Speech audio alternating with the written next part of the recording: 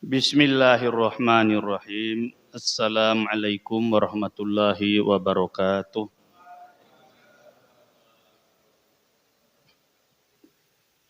Alhamdulillah wa syukurillah ala ni'matillah wala haula wala quwata illa billahil aliyyil azim. Amma ba'du. Ma'syarul muslimin wa zumratal mu'minat yang dimuliakan oleh Allah Subhanahu wa taala. Mungkin pada kesempatan berbahagia ini Allah Subhanahu wa taala memberikan i'tibar kepada kita. Salah satu yang kita alami pada saat ini di majelis ini mengingatkan dakwah Rasulullah sallallahu alaihi wasallam. Kalau saya melihat dari kanan ke kiri, ini semuanya ahli-ahli mujahidin di jalan Allah. Semoga kita semuanya ahli surga. Amin ya rabbal alamin. Mungkin di majelis ini kita akan kilas balik perjuangan Rasulullah.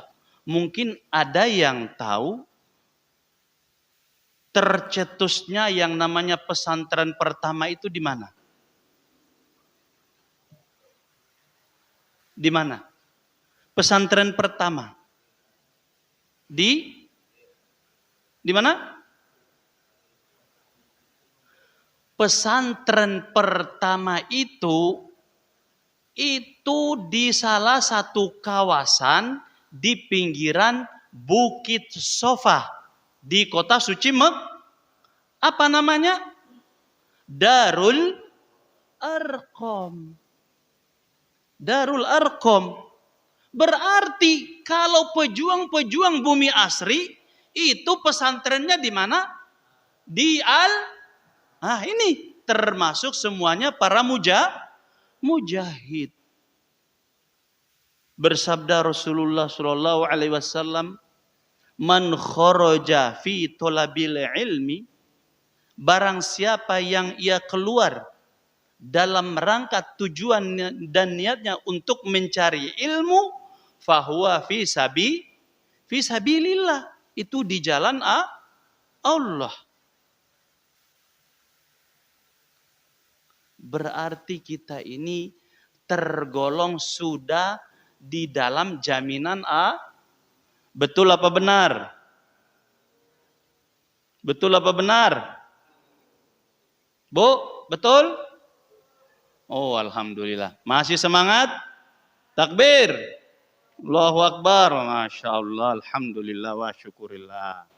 Terus kemudian, kalau kita sekarang, namanya mau mencari ilmu itu gampang. Dan mudah. Tidak Tapi kalau di zaman Rasulullah, awal tercetusnya Darul Arqam, itu seorang pemuda yang umurnya baru 16 tahun, yang tidak dikenal oleh kaum orang-orang penduduk kota Mekah pada waktu itu, yang mana Al-Arqam ini dari kabilah salah satu seorang siapa? Abu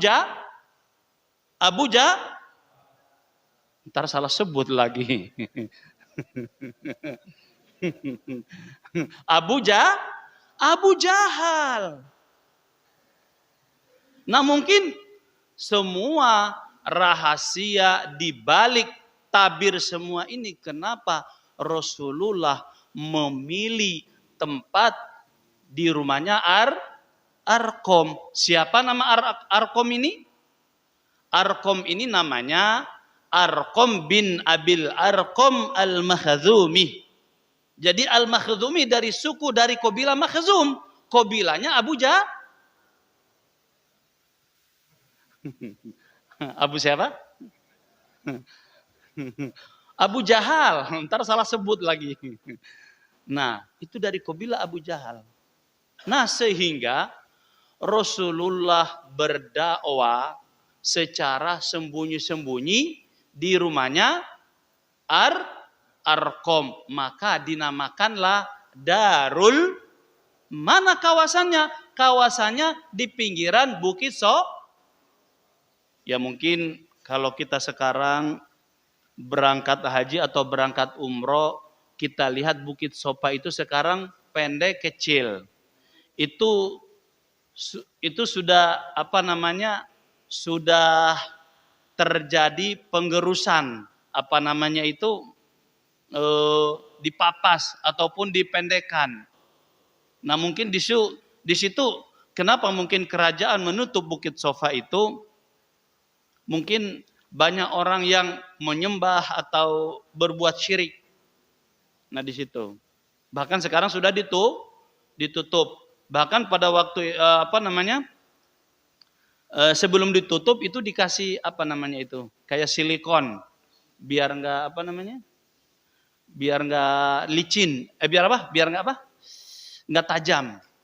Nah di situ. Nah terus kemudian di Darul Arqam Rasulullah berdakwah yang pertama pengikutnya ada berapa? Ada berapa? Ada 10. Ini yang dinamakan as-sabiqunal awwalun. Yang pertama masuk Islam. Ini ada 10 orang. Ini yang pertama. Dakwanya Rasulullah Shallallahu Alaihi Wasallam secara sembunyi di Darul Arqam ini. Rumahnya Arqam bin Abil Arqam al-Makhzumi.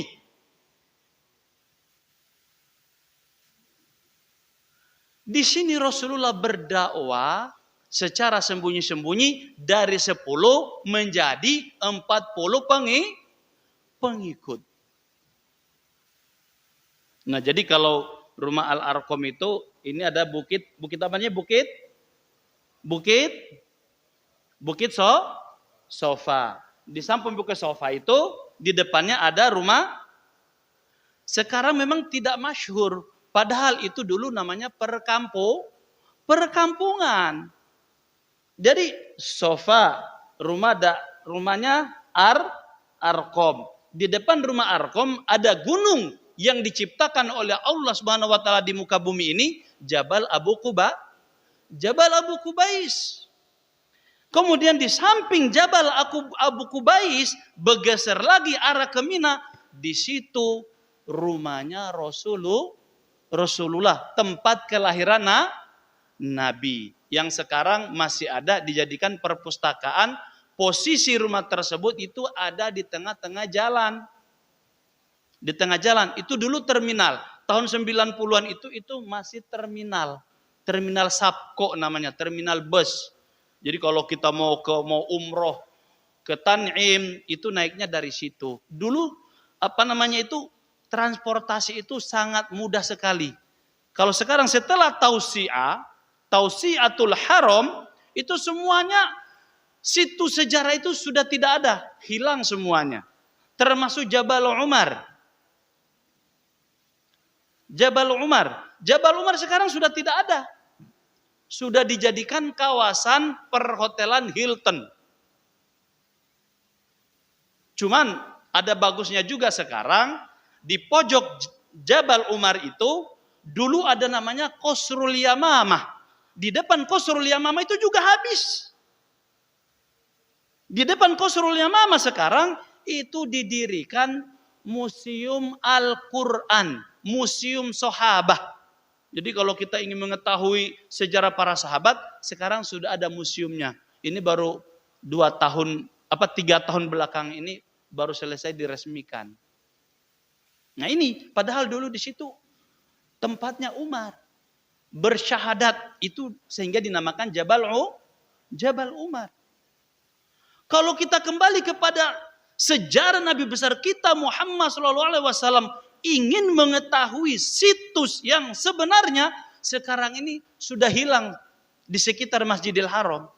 Yang tersisa itu tempat kelahiran Nabi. Itu yang dinamakan Maulidin Nabi. Bahkan bergeser ke sedikit ke atas, ada satu bukit yang namanya Syi'ib. Di situ Rasulullah SAW ditangkap bersama sahabatnya Abu Bakar As-Siddiq. Nah, ini sejarah perjuangan. Demi ilmu yang kita dapatkan sampai saat ini, cukup berliku-liku perjuangan Rasulullah. Itu hanya apa? Hanya satu kata, satu kalimat.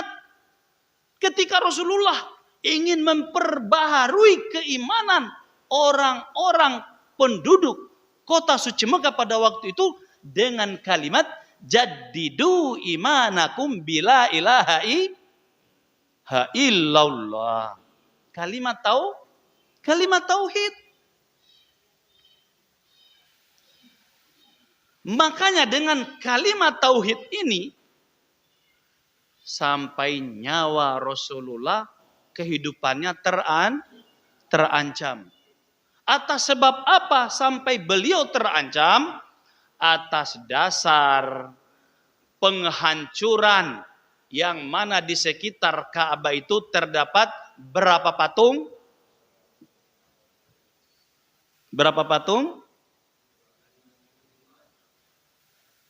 360 patung. Dan 300 sekian patung itu ingin dimusnahkan menjadi satu kalimat, yaitu la ilaha illallah. Nah, disinilah ancamannya, sehingga Rasulullah SAW bentuk dakwah kalimat tauhid ini dikejar-kejar oleh kaum kafir Quraisy. Nah, sehingga dengan secara sembunyi-sembunyi beliau berdakwah. Kenapa memilih tempat Arqam, rumahnya Arqam? Karena Arqam ini ditengarai sebagai suku keturunan daripada Bani Al-Makhzumi. Tidak akan dicurigai. Tidak mungkin bahwa Rasulullah menyebarkan syiar Islam di rumahnya Al-Arqam. Tidak mungkin. Karena Al-Arqam itu dari sukunya Abu Jahal. Ma'syarul muslimin dan muslimat yang dimuliakan oleh Allah Subhanahu wa taala. Dari bentuk dakwah ini kita ambil kesimpulan bahwasanya satu, kata Nabi besar kita Muhammad SAW, menuntut ilmu itu tiada batasnya. Ilmu yang kita dapatkan mungkin banyak ilmu dunia maupun ilmu ukhrawi. Ketika Rasulullah SAW menyerukan dakwah kepada penduduk kota suci Mekah, disinilah ancamannya nyawa beliau yang bakal terancam. Nah, sehingga peristiwa hijrah ini saya akan memadukan antara dakwah yang pertama Rasulullah SAW yang dia alami di kota suci Mekah, kemudian bagaimana seorang sahabat yang bernama Abdullah bin Salam ketika Rasulullah pertama kali masuk kota Madinah, beliau bertanya kepada Rasulullah. Abdullah bin Salam menghadap Rasulullah, "Wahai Rasul, kira-kira amalan apa yang aku harus lakukan?" Wahai Rasulullah, bersabda Rasulullah sallallahu alaihi wasallam. Kata Rasulullah, "Ayuhan nas," seruan kepada seluruh manusia. "Afsyus salam, wasilul arham."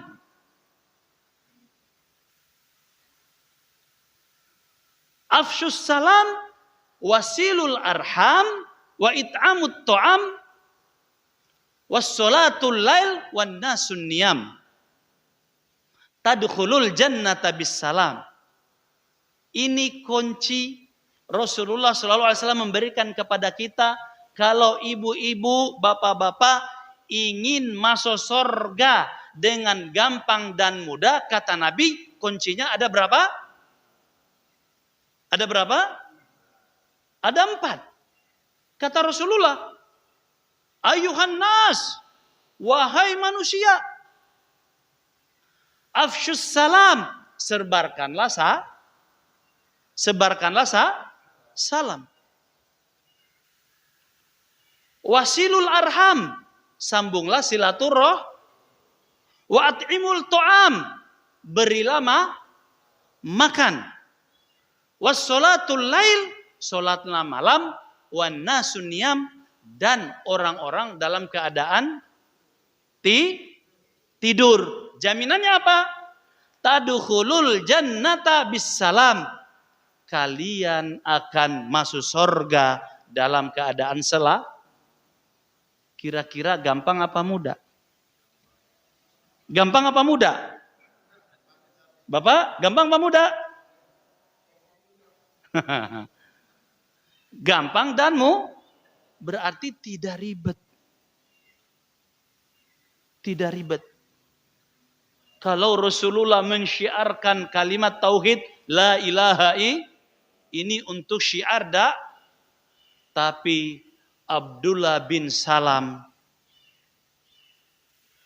bertanya kepada Rasulullah, 4 yang tergampang termudah masuk surga. Apa susahnya kita ketemu si A si B? Assalamualaikum. Cukup ya assalamualaikum? Cukup? Saya rasa tidak, masih ada lanjutannya, yaitu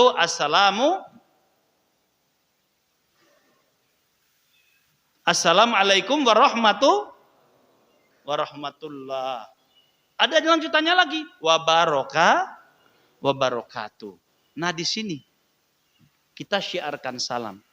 Kalau salam orang-orang yang beriman, orang-orang yang waras, orang-orang yang mengerti akan kalimat salam, dia selalu akan mengatakan assalamualaikum. Tapi ada namanya salamnya, jawabannya orang Arab, yaitu bahlul. Tahu Arab bahlul? Cengengesan gitu loh. Jadi salam itu dibikin main-main.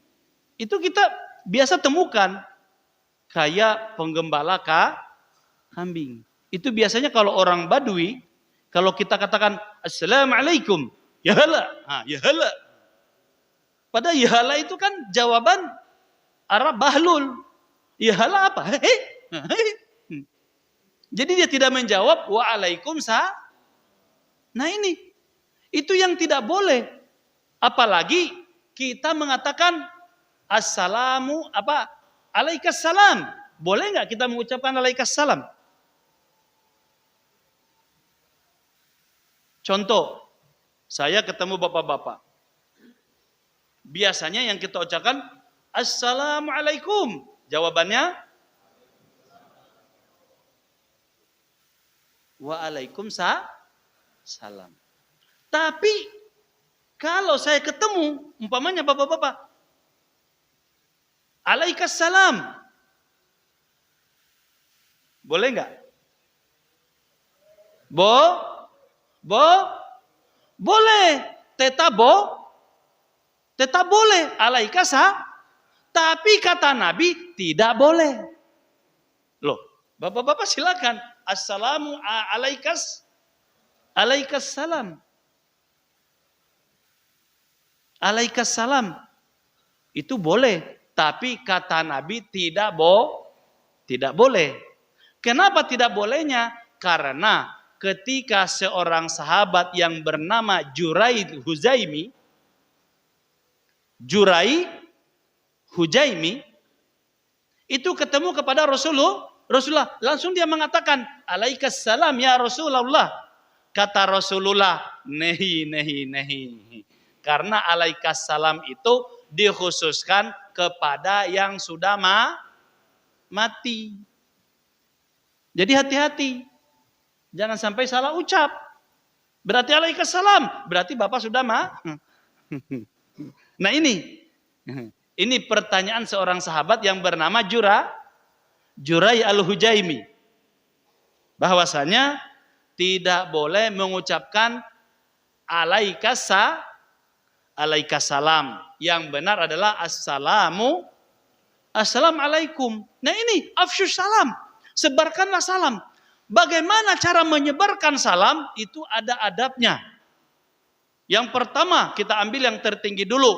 Yang bawa kendaraan, yang mendahulukan mengucapkan salam kepada orang yang jalan kaki. Orang yang jalan kaki itu mendahulukan daripada orang yang duduk. Yang duduk mendahulukan kepada orang yang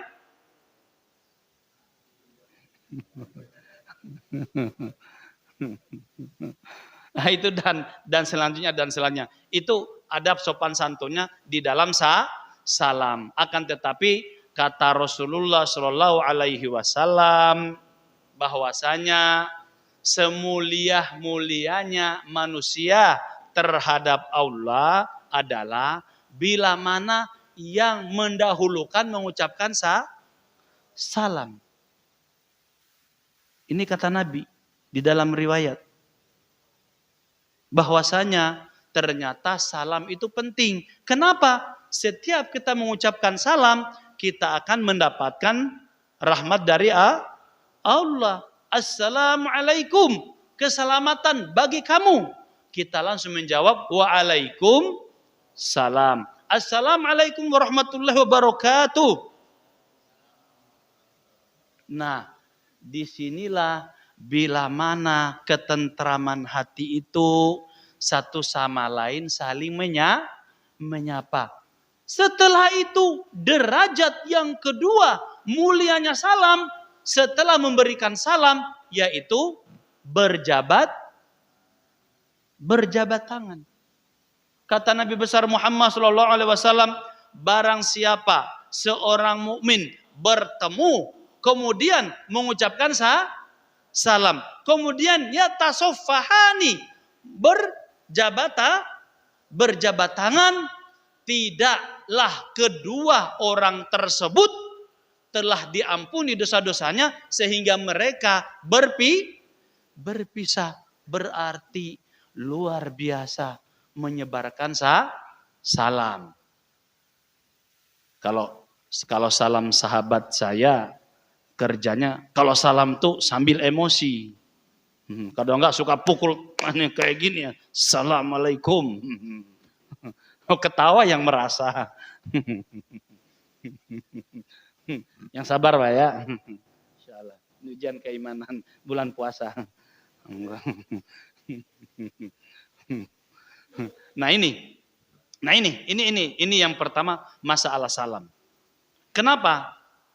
Ini memang sepele dan ringan. Ringan dalam ucapan, akan tetapi besar dalam balasan. Besar dalam balasannya. Bila mana kita membalas itu salam, maka pahala yang kita dapatkan. Kalau kita kan kadang lagi lihat, apa salahnya juga? Assalamualaikum. Kalau orang Arab, dia selain salam, bersalaman, itu ada janggut. Itu yang lebih afdol lagi janggut. Jadi, kalau orang Arab itu, obat yang paling mujarab untuk menurunkan tensi, yaitu janggut. Jadi kalau lihat orang Arab, lagi jor-joran. Kalau orang Arab, kalau namanya berantam itu bahasa Arabnya garger. Garger. Jadi kalau ada yang berantam, umpamanya ada di dekat tol sana itu berantam, terus ada yang lewat, katanya, lesh imal kita hinat, garger. Jadi kalau orang Arab ngomong itu apa? gargir-gargir. Jadi berantam katanya. Obatnya apa? Dia datangin. Langsung, Assalamualaikum. Itu lagi berantam, seemosi apapun. Kalau orang Arab sudah mendengar Assalamualaikum, mereka langsung terngiang, Waalaikumsalam. Langsung dia bertanya, Isyawi inta katanya, kenapa kalian berdua ini? Lah, sallu ala Nabi. Kalau sudah sallu ala Nabi, mereka berdua, Allahumma sholli ala Muhammad. Setelah itu pergi lagi, berantam lagi. Nah kalau dia dengar lagi, datang lagi. Ittaqullah. Kalim. La ilaha. Itu langsung mereka katakan, La ilaha illallah. Masih kurang manjur, pegang jenggotnya. Itu kalau sudah pegang jenggot, akhirnya mereka yatas sofahani berangkulan salium cikapa apa? Apa namanya? Cipaka cikipi apa namanya itu ya, pokoknya apa itu namanya? You talk me talk you and me talk-talkan gitu kan. Nah, cipaka cipikir. Nah, itu apa namanya? Itu obat yang paling mujarab untuk orang Arab. Nah ini afsyus salam, sebarkanlah salam. Kemudian yang kedua wasilul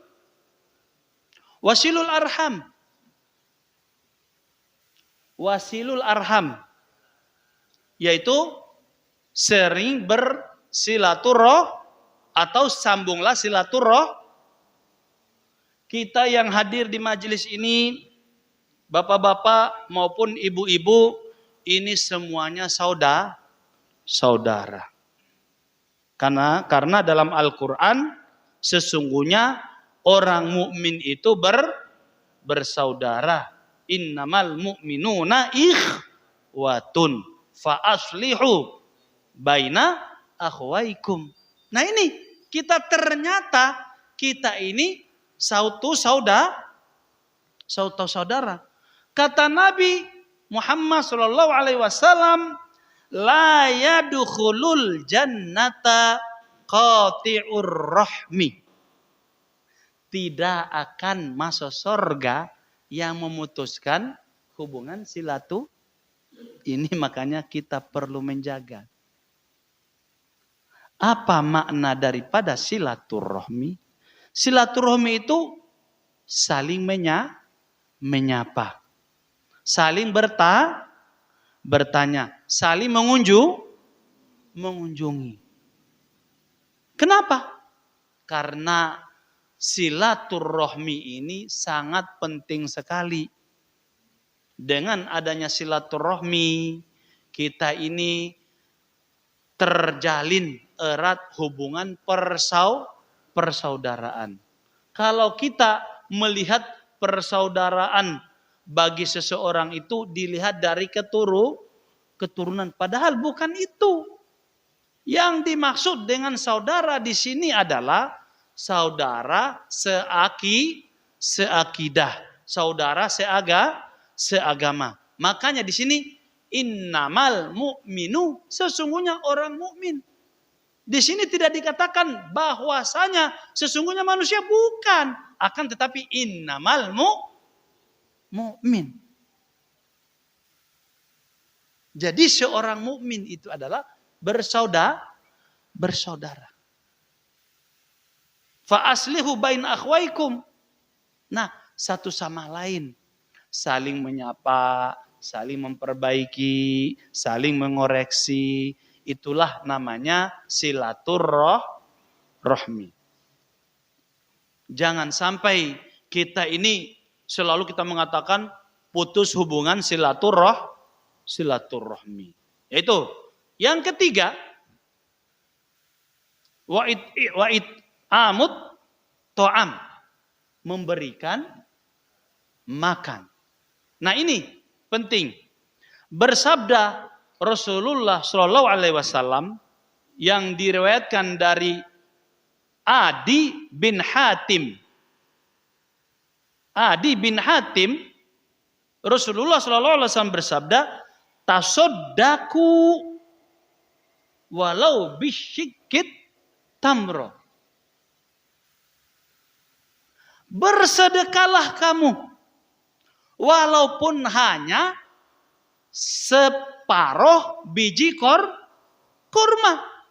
Coba, luar biasa. Kita ini ikhlas, kita ada rizki, kita tidak mengatakan bahwasanya saya tidak punya apa-apa. Padahal Nabi sendiri mengatakan tasoddaku walau bisyikit tamrotin. Kita dianjurkan untuk bersedekah walaupun bukan sebiji kurma, akan tetapi separuh daripada biji kurma. Oh, pada ngantuk kayaknya. Ya mungkin cukup sekian apa yang saya sampaikan.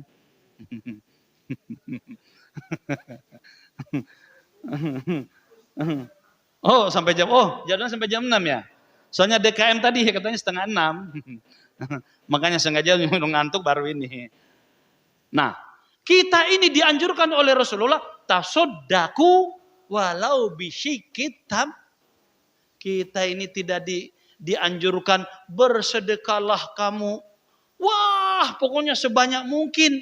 Dari bersedekah itu dari yang penting ikhlas. Mungkin saya akan mencontohkan ilmu sodako. Ilmu sodako ini ketika seorang sahabat bertanya kepada Rasulullah, di situ diriwayatkan oleh Abdullah bin Umar. Abdullah bin Umar dan bin As radhiyallahu anhuma. Jadi Abdullah bin Umar dan bin As bahwasanya ada seseorang yang bertanya kepada Rasulullah. Kata seorang sahabat, ya Rasulullah, amalan apa yang terbaik yang aku lakukan di dunia? Kata Nabi besar kita Muhammad sallallahu alaihi wasallam, atut amul to'am wa afsyus salam. Kata Nabi, sedekahkanlah engkau memberi makan dan sebarkanlah salam. Salam bagi kepada orang yang kamu kenal ataupun tidak yang kamu kenal. Hadis riwayat Bukhari ini hadis sahih. Ternyata orang memberikan makan itu luar biasa. Kita tidak melihat besar kecilnya. Yang penting al-ikhlasu ruhul jihad. Ikhlas itu adalah ruhut semangatnya jihad yang ada di dalam itu ikhlas. Contoh, dulu ketika di tahun 90-an, kalau kita keluar dari Babul Fatah, itu udah Babul Fatah. Kalau kita di Masjidil Haram itu dulu, kondisi Masjidil Haram itu, Babul Fatah itu, kita kalau keluar Babul Fatah sebelah kanan itu ada dulu keran air Zam-Zam. Dulu keran air Zam-Zam. Sekarang sudah ditutup. Itu sudah tidak ada. Kita naik sedikit, itu ada hotel besar. Namanya Hotel Zam-Zam. Itu dulu ada Zam-Zam. Kawasan ini dulu namanya kawasan Ghararah. Ini kawasan Ghararah. Kalau kita naik sedikit lagi, itu kawasan Falak arah Sulaimaniyah. Setelah Sulaimaniyah, ini ada satu kawasan lagi namanya kawasan Ma'lah. Pemakaman Ma'lah. Terus kemudian kalau kita keluar dari Babu Syamiyah, itu kalau kita keluar dulu itu pasar. Jadi di depan masjid dulu itu bukan tempat ibadah dulu itu di depan masjid. Dulu itu pasar. Jadi ibarat kalau kita naik bis kota yang berdempet-dempetan, berhimpit-himpitan itu seolah-olah kayak gini tuh. Ketemu muka sama muka. Jadi kalau kita dulu dari Babul Fatah, Syamiyah, Babun Nadwa, Babul Umrah, itu dulu pasar. Persis di depan Masjidil Haram. Di situ toko emas, toko jam. Kemudian kalau kita menyeberangi salah satu kawasan yang dinamakan Mas'a, tempat sa'i. Itu ada namanya pasar apa? Wah, ibu-ibu mah yang biasa belanja pasti hafal. Pasar apa? Pasar Seng. Loh, kenapa dinamakan pasar Seng? Aneh. Itu padahal orang Arab sendiri apa itu Seng? Kecuali yang ada Seng itu yang ada di Ambon. Seng ada lawan. Kenapa dinamakan pasar Seng? Soalnya orang Indonesia itu kalau yang bid'ah-bid'ah suka. Kan kalau orang Indonesia mengatakan itu pasar Seng, itu hukumnya bid'ah. Kenapa? Orang Arab sendiri tidak pernah ngasih nama Seng. Bid'ah tidak? Ya, saya rasa bid'ah. Kenapa bid'ah? Orang Arab tidak pernah itu menamakan namanya pasar Seng. Nama aslinya apa? Nama aslinya itu Syughul Lail. Jadi su'un. Cuman kalau orang Arab sekarang tuh sudah terbawa bahasa Mesir, sugul jadi goin. Syughul Lail. Itu sebenarnya kalau ejaan Arab salah. Yang benar itu su'ul lail. Sukul lail. Ya mungkin awal mulanya di kita ini adanya pasar malam terinspirasi dari pasar Seng. Apa namanya tadi pasar Seng? Syughul Lail. Nah, itu dulu Syughul Lail itu pasar Seng. Di depan pasar Seng itu dulu kita kenal ada namanya Masjid Liwa. Tapi orang Indonesia itu mengenalnya masjid apa? Masjid apa, Pak? Masjidku kucing. Padahal bukan masjid kucing. Jadi kalau orang mau umroh atau haji datang katanya, Pak, itu masjid, saya mau ke masjid kucing. Itu kebanyakan menunjukkannya yang di pasar Seng. Itu ada masjid. Itu dulu orang banyak berkunjung ingin menyaksikan masjidku. Padahal itu bukan. Itu yang sebenarnya Masjid Liwa. Masjid Loh, kok ada masjid bendera? Di Indonesia ada susu Ini kok ada masjid Masjid Liwa. Di situ ditancapkan bendera Rasulullah. Panji Rasulullah. Ini Masjid Liwa yang ada di pasar Seng itu. Sebenarnya masjid kucing itu adalah yang ada di Gaza, di Syekh Ali, kawasan yang arah mau ke Ma'la, di situ ada samping kantor polisi. Itu masjid kucing. Setelah masjid kucing, di tengah-tengah sekarang arah Sulaimaniyah dengan Ma'la ada namanya Masjid Syajaro. Jadi pohon berjalan. Itu ada Masjid Syajaro. Kemudian kalau maju sedikit sebelum Mu'abbadah, antara Sulaimaniyah dengan Ma'la ada namanya masjid. Masjid apa namanya itu? Oh, pada apel. Masjid Jin. Nah di sini. Nah itu sebenarnya.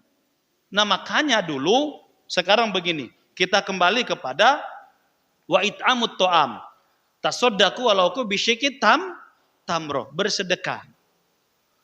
Kalau kita mengikuti perilaku orang Arab, mengikuti kebiasaan orang Arab, mungkin kita ini juga akan terbiasa. Yaitu tadi babul fata, asyamiyah, babun nadwa, babul umroh. 3 pintu ini kalau kita keluar itu masuk arah pasar. Di situ ada namanya di depan masjid itu pasar. Nah ini nih contoh ini pasar Masjidil Haram ini pasar. Masuk ke dalamnya itu setiap habis sholat subuh disiapkan roti. Itu roti 1 lemari. Itu mau ngambil siapapun halal. Itu disiapkan Di sana namanya majanan wasabil. Itu roti sabil. Bagi siapa yang lewat, silakan mengambil. Ini ciri orang-orang yang ingin menafkahkan, menginfakkan hartanya. Pagi-pagi. Kenapa sampai pagi? Ada apa dengan pagi menginfakkan hartanya? Ternyata bersabda Rasulullah Shallallahu Alaihi Wasallam, sungguh seseorang itu di pagi hari didatangin dua malaikat. Bila mana orang tersebut, kata Nabi besar kita Muhammad Shallallahu Alaihi Wasallam, menginfakkan hartanya, maka malaikat yang satu berdoa kepada Allah, ya Allah, gantikanlah rezekinya lebih daripada itu, atau gantikanlah rezekinya yang lebih banyak. Kemudian malaikat yang satu lagi berdoa kepada Allah, ya Allah, miskinkanlah orang tersebut. Siapa dia? Bagi orang yang kikir, bakhil, maregehe, cap, apa itu? Saya sendiri nggak ngerti. Nah ini sabda Rasulullah. Makanya sehingga dulu kalau kita kenal, bedalah dengan sekarang. Kalau kita sekarang, ibu-ibu, bapak-bapak, mau haji, mau umroh, berbalik sesuai apa yang saya katakan, wajar. Karena sekarang hukum negara juga sudah mengandung kapitalis, yaitu sudah dikenakan pajak. Itu sudah dikenakan pajak. Sehingga orang-orang yang bersedekah itu dibidik. Itu udah bayar pajak apa belum? Orang-orang yang bersedekah sekarang di sekitar Masjidil Haram atau mau di mana, itu harus ada harus ada apa? Karena apa? Karena fulus, yaitu bayar pajak. Jadi sekarang nggak seperti dulu. Di era tahun 90-an, ketika kita bulan suci Ramadan itu, tidak usahlah kita memikirkan makanan. Yang saya katakan tadi, di kawasan Mas'a, itu dulu kan pelataran. Jadi pelataran ini dulu Bukit Sofa, Bukit di tengah-tengahnya ada apa? Ada Fata Morgana yang dilakukan oleh siapa? Siti Hajar. Bergeser ke arah Marwah, rumahnya Arkom. Di depan Mas'a rumahnya siapa? Rumahnya Siti Khadijah. Di seberang lagi Siti Khadijah, rumahnya Rasulullah, yaitu kelahiran Rasulullah, Maulidin Nabi. Itu dulu orang yang bersedekah berinfak di bulan Ramadan, bukan mobil pick up yang apa namanya? Mobil carry. Itu bukan L300 atau apa? Yang Grand Mag atau itu tidak, tapi kontainer. Jadi berjejer kontainer itu kalau sudah siang itu, bahkan itu lapak itu sudah di booking, jangan sampai tidak kebagian lapak. Jadi semua berjejer kontainer sampai di Maulidin Nabi, di kawasan Gaza, Garara, kemudian Syi'ib, sampai arah mau dekat terowongan yang mau menuju ke Mina, itu penuh dengan mobil kontainer. Jadi kalau ada orang yang lewat, bukan kita yang minta, itu digeret-geret, ditarik-tarik. Kontainer yang satu, sampai penuh ini. Jadi kresek itu sampai penuh. Dan kalau sudah penuh, cuman satu kelemahannya. Kita bawa makanan, tidak bisa masuk dalam Ya resikonya harus sholat di luar mas. Silakan masuk, tinggal ya mau hilang itu barangnya. Nah itu. Ini memang sabda Nabi besar kita Muhammad Shallallahu Alaihi. Sedikit saja nilainya luar biasa. Apalagi. Nah bahkan orang yang bersedekah di Masjid Nabawi dan Masjidil Haram itu masing-masing sudah punya lapak. Bahkan lapak di Masjidil Haram itu sampai penuh, orang sampai berebut. Makanya kalau sudah selesai sholat zuhur, itu lapak itu sudah dicirian, masing-masing sudah sewa orang. Sekian ribu lapak yang ada di situ terisi penuh. Jadi sudah dikasih sufroh namanya. Sufroh ada tikar plastik. Jadi itu sudah dipenuhin dari ujung ke ujung seluruh Masjidil Haram sampai di pelataran. Nah, ketika habis asar itu baru langsung digelar. Nah, ketika sudah mau dekat berbuka baru semua diisi. Nah, tapi kalau sekarang mau yang demikian itu sekarang harus izin. Jadi kalau sekarang begitu haji atau umroh atau bulan Ramadan kok nggak seperti dulu? Nah inilah sudah zaman berbalik. Jadi kalau kita di Masjidil Haram tidak seperti dulu. Kalau kita mau cari sabilan seperti dulu itu sudah susah. Kebanyakan kalau kita bawa makanan, malahan sekarang banyak diperebutkan orang yang minta-minta di sekitar Masjidil Haram. Itu masih banyak yang minta-minta di sekitar Masjidil Haram. Nah ini. Jadi mungkin saking berkembangnya zaman. Yang masih ada sekarang di Madinah. Kalau kita di Madinah, itu makan apa segala macam masih bisalah terpenuhi kita di sekitar Masjid Madinah. Kalau Masjidil Haram itu sudah tidak ada. Ya wallahu alam kalau sekarang bulan suci Ramadan sekarang kalau ada wallahu alam.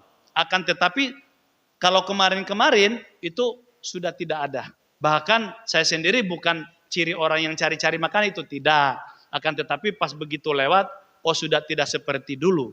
Kalau dulu itu luar biasa. Tapi kalau di Masjid Nabawi itu masih. Jadi di sekitar Masjid Nabawi itu kalau kita mau berangkat itu di jalan-jalan di pelataran itu sudah penuh dengan makanan-makanan yang dihidangkan buat orang yang mau berbuka puasa. Itu kalau di luar masjid itu menunya korma, roti, susu, nasi, ayam, daging dan lain sebagainya. Yang nggak ada itu tinggal nasi padang. Tapi semuanya menu terpenuhi di situ. Tapi kalau di dalam masjid itu tidak ada nasi, yang ada korma, roti, susu, teh Arab, kopi Arab. Nah itu kalau di Jeddah itu adanya kalau yang mau terdekat dengan balai itu di Masjid Qisas. Masjid Qisas yaitu Masjid Rahmah. Jadi tempat pemancungan. Jadi di situ mungkin apa itu Masjid Qisas agak seram ya. Kalau kita di sini ada masjid itu mungkin masjid yang terangker. Nah, kayaknya bisa jadi untuk tempat ziarah. Nah, padahal itu adalah tempat pemancungan. Itu tempat Qisas. Karena saya sendiri tahun 2009 itu ada 9 orang yang di Qisas di situ. Dan pada waktu itu saya sendiri ada di kawasan itu, pas mau menyaksikan, kata teman saya, jangan. Bila mana kita menyaksikan yang lagi di Qisas, kalau benar kita akan jadi saksi di hari kiamat, bakal benar. Tapi kalau tidak benar, bakal menjadi saksi pula di hari kiamat.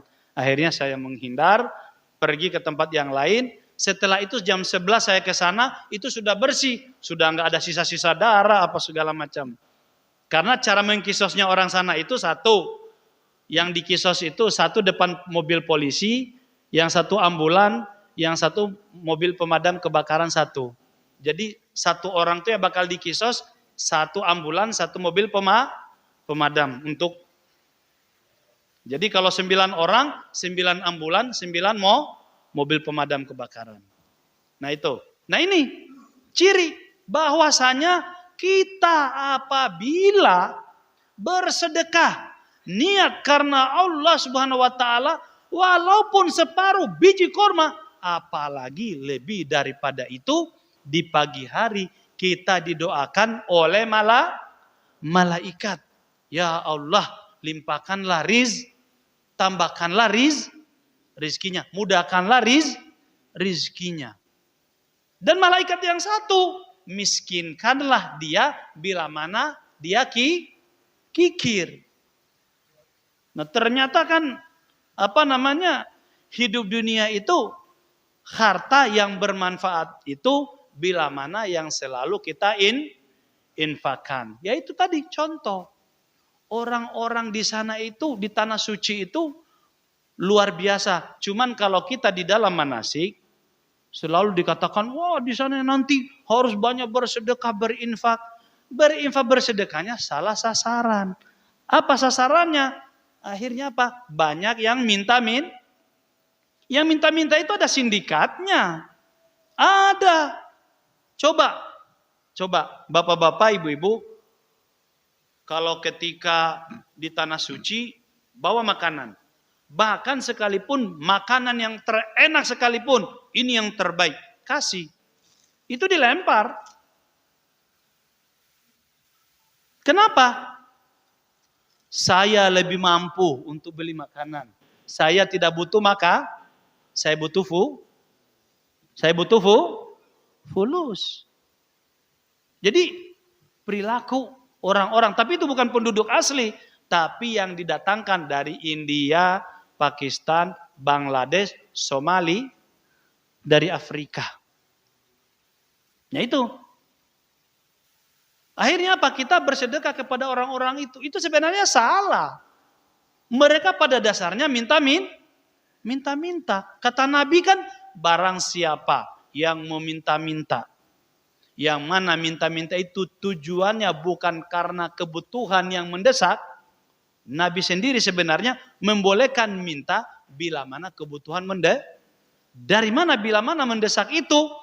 Untuk makan pagi kita sudah tidak mampu untuk makan siang. Itu baru boleh. Akan tetapi bila mana sudah kebutuhan terpenuhi dari pagi, siang sampai malam, kemudian kita minta, barang siapa yang melakukan akan hal ini, maka kata Nabi, nanti di hari kiamat dibangkitkan oleh Allah Subhanahu wa taala dalam keadaan tidak berdaging. Ini kata Nabi. Nah, sehingga mungkin kita salah. Kita salah. Bahkan pernah tahun 1995 ketika saya dari Mekah ke Arafah, itu sebelum waktu musim haji, ketika saya ke Arafah, itu orang-orang di sekitar Masjidil Haram, saya lihat antara Arafah dengan Muzdalifah itu mobilnya kecelakaan. Terus kita lihat ternyata rombongan minta-minta yang ada di Masjidil Haram. Jadi mereka ketika 5 waktu di masjid, nah antara subuh dengan zuhur kan panjang waktunya. Nah di Arafah itu kan Jabal Rahmah, tempat orangnya ziarah. Kumpulnya manusia di situ untuk ziarah. Dan disebar lagi di situ. Disebar lagi. Saya lihat, loh, kok ini orang-orang ini lagi? Nah, saya tahunya itu pas mereka kecelakaan, saya lihat, oh iya. Nah, jadi disinilah dimana kita menempatkan ilmu sodako. Bahkan sekarang bukan cuma orang yang minta-minta, pegawai ini cerita ini cerita nyata. Jadi pegawai Masjidil Haram yang nyapu-nyapu, ngepel. Itu kalau ada orang lewat, Assalamualaikum, sambil megang sapu. Itu dia berdiri kan megang sapu gini. Assalamualaikum. Itu tujuannya apa? Biar dikasih fulus. Dia udah kerja malas. Cuman ada kotor gini. Dia banyak lihat lirik kanan. Nah, kalau ada yang lewat, Assalamualaikum. Jadi assalamualaikum. Kalau kita salam, keluar lagi. Jadi mereka sekarang itu orang Arab sendiri kesal. Bahkan berapa bulan lalu saya ketemu orang Arab. Katanya, "Lish," katanya, "mal qulu yani kida, qalil shwaya fulus. Shwaya fulus." Katanya, yang kerja di sekitar masjid itu dikit-dikit fulus. Shwaya fulus. Dikit-dikit duit katanya. Jadi mereka ada yang lalu lalang, "Assalamualaikum. Assalamualaikum." Coba ibu bapak kalau nggak percaya, pas umroh atau haji, samperin itu yang kerja. Pasti dia mengatakan, "Assalamualaikum." Nah itu. Dan yang keempat, mungkin waktunya habis. Yang keempat, kita lanjutkan pada kesempatan yang akan datang. Yang benar semata-mata dari Allah Subhanahu wa taala, yang salah dari pribadi saya. Oleh karena itu, mohon maaf yang sebesar-besarnya. Da'wahum fiha subhanakallahumma wa tahiyatum fiha salam wa akhiru da'wahum anil hamdulillahi rabbil alamin. Mari kita tutup dengan kafaratul majlis. Subhanakallahumma bihamdik asyhadu an la ilaha illa anta astaghfiruka wa atubu ilaik. Wassalamualaikum warahmatullahi wabarakatuh.